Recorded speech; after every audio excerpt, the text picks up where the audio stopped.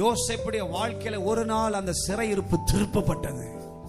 ஐயோ, எனக்கு உதவி செய்வதற்கு ஒருத்தரும் இல்லையே, ஒருத்தரும் இல்லையே. என் சிறையிருப்பின் அனுபவம் அப்படித்தான் இருக்குமோ, இதோடு முடிந்து விடுவனோ. ஒரு நாள் சிறையிருப்பு திரும்பிற்று. பேதுருடைய வாழ்க்கையில் ஒரு சிறையிருப்பு வந்தது. சபையார் தேவனை நோக்கி ஊக்கமாய் ஜெபித்தார்கள். ஜெபித்த போது அந்த சிறையிருப்பு திரும்பிற்று. கைகளை உயர்த்தி ஒரு ஆமென் சொல்லுங்க.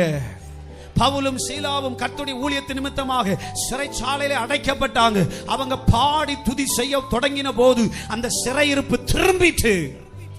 ஹல்லேலூயா. எகிப்திலே 430 வருஷங்கள் இஸ்ரவேல் ஜனங்கள் அடிமைகளாக இருந்தார்கள். ஆமென். அந்த சிறையிருப்பு திரும்பிற்று. பாபிலோனிலே 70 வருஷம் அடிமைகளாக இருந்தார்கள். கர்த்தரை நோக்கி கூப்பிட்டாங்க, சிறையிருப்பு திரும்பிற்று. இன்றைக்கு கர்த்தர் சொல்கிறார், என்னை நோக்கி கூப்பிடு, நான் முன்னாடி இருந்தது போல உன்னை இருக்க பண்ணி உன் சிறையிருப்பை திருப்புவேன், சிறையிருப்பை திருப்புவேன். விசுவாசிக்கிறீங்களா? சில அடிமைத்தனங்கள், சிறையிருப்பு இயேசுவின் நாமத்தினாலே திருப்பப்படுகிறது.